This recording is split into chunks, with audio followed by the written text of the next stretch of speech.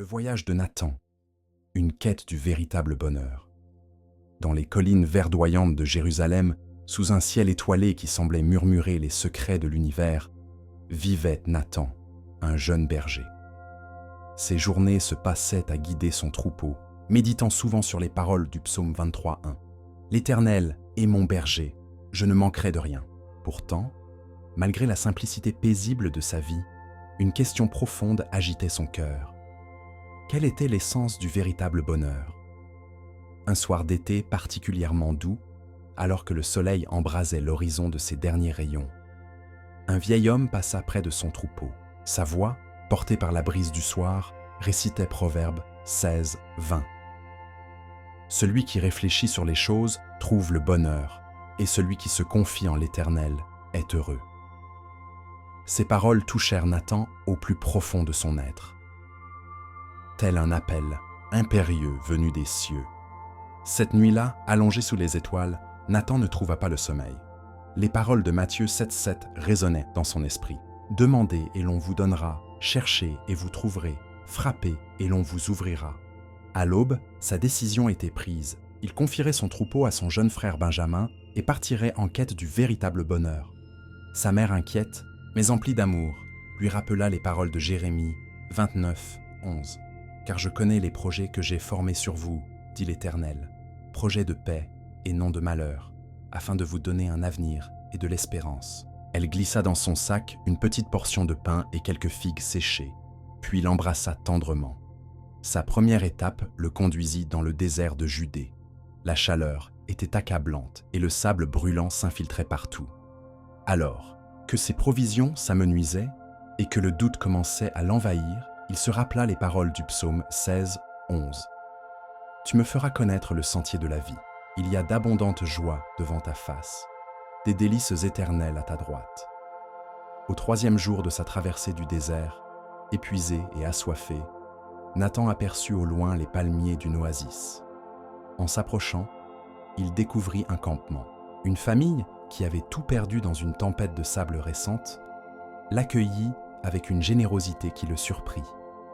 Le père, un homme nommé Abraham, partageant son maigre repas, lui cita Jacques 1:2-4. « Mes frères, regardez comme un sujet de joie complète les diverses épreuves auxquelles vous pouvez être exposés, sachant que l'épreuve de votre foi produit la patience. Mais il faut que la patience accomplisse parfaitement son œuvre, afin que vous soyez parfaits et accomplis, sans faillir en rien. » Pendant 3 jours, Nathan resta auprès de cette famille remarquable. Le soir, Abraham lui raconta sa foi inébranlable, malgré les épreuves. Sa femme Sarah fredonnait doucement des psaumes, tout en préparant le repas. Leur fils Isaac, à peine âgé de 12 ans, connaissait déjà par cœur de nombreux passages des Écritures. Un matin, alors que l'aube teintait le désert de roses, Abraham emmena Nathan sur une dune pour observer le lever du soleil. Il lui cita alors Habacuc 3:17-18. « Car même si le figuier ne fleurit pas et qu'il n'y ait pas de raisin dans les vignes, même si la récolte d'olives est mauvaise et que les champs ne produisent rien à manger, même s'il n'y a plus de brebis dans l'enclos, ni de bétail dans les étables, je veux me réjouir en l'Éternel. Je veux être dans l'allégresse, grâce, au Dieu de mon salut. » Cette rencontre fortifia Nathan pour la suite de son voyage. Quittant l'oasis, il se dirigea vers les montagnes qui se profilaient à l'horizon. Le chemin était escarpé. Chaque pas demandait un effort considérable. Alors qu'il gravissait un sentier très difficile, il aperçut l'entrée d'une grotte. Un vieil ermite nommé Élie y vivait, retiré du monde, mais pas de Dieu.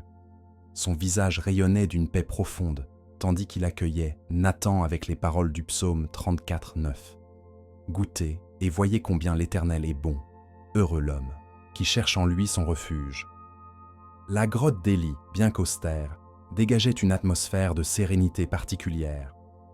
Des rouleaux des Écritures soigneusement rangés occupaient une niche creusée dans la roche. Une petite source coulait à proximité, son murmure constant rappelant la fidélité divine. Pendant 1 semaine, Nathan vécut au rythme des prières et des méditations de l'ermite.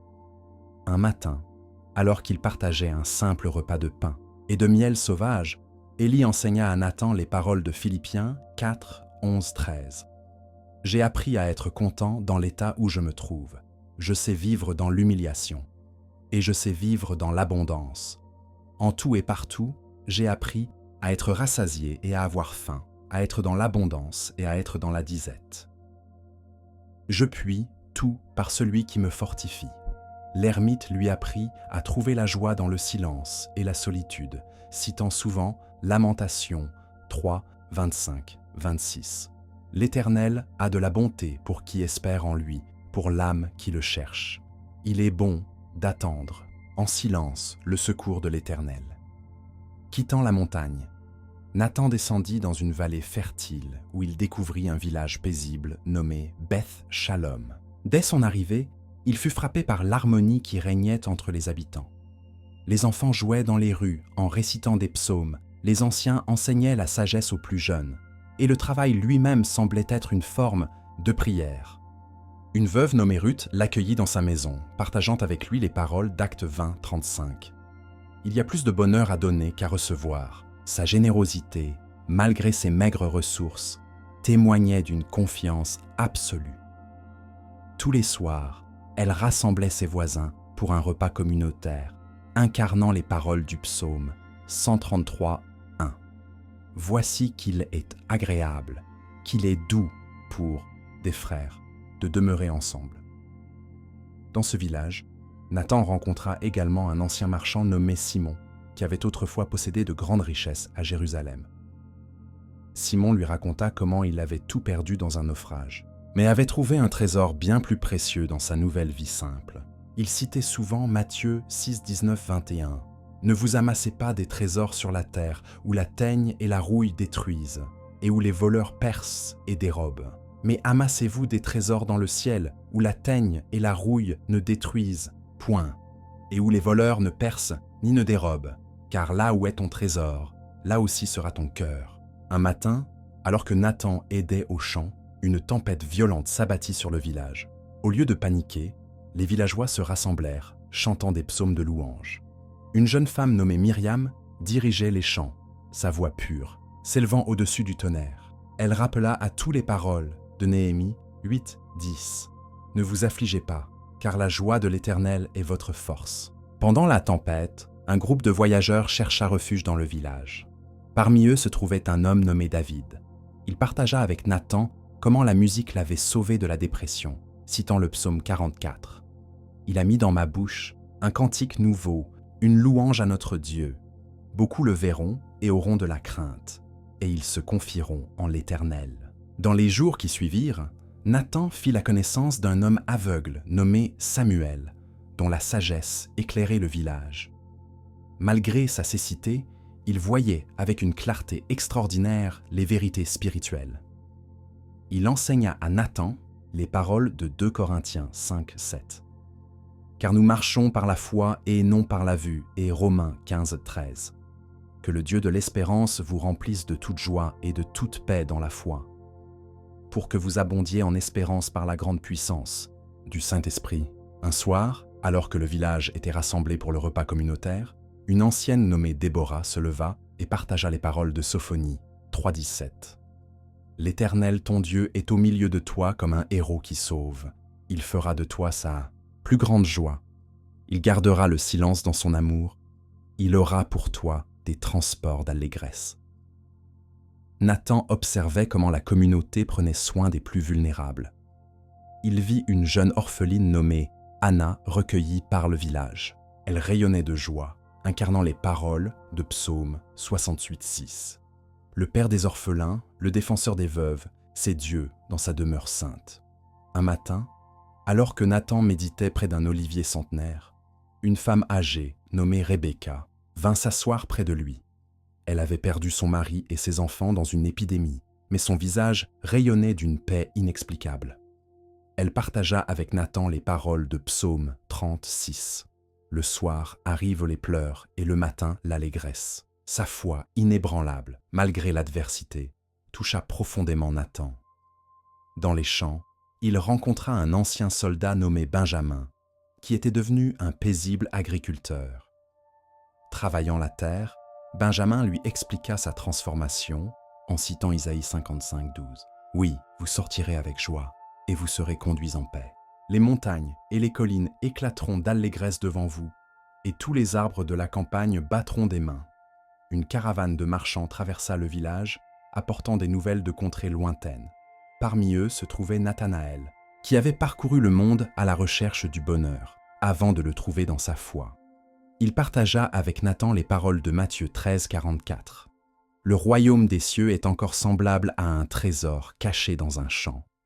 L'homme qui l'a trouvé le cache, et dans sa joie, il va vendre tout ce qu'il a et achète ce champ. » Alors que la caravane séjournait au village, une famille en deuil arriva. Leur fils était mort dans un accident. La communauté les accueillit avec compassion, et une femme nommée Léa leur apporta du réconfort en citant Psaume 30:12.